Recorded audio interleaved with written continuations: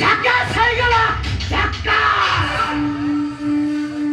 সোলা কেটা দিল বিহার চালি করিব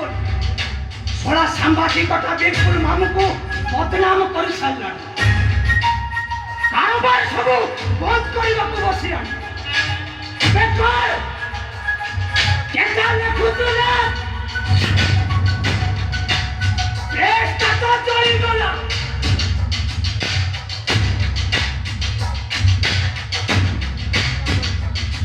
କୋଉଠି ସେ କାଗଜ ଛାପି ବୁଝା ନା ଥିବ ବାଉଁଶ ନା ବାଜିବ ବଂଶ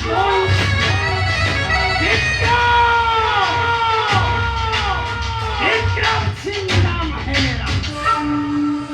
कभी झुकेगा नहीं साला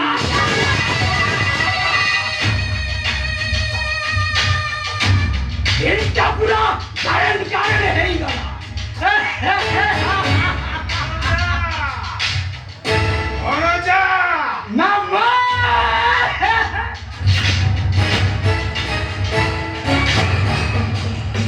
साबा बड़जा साबा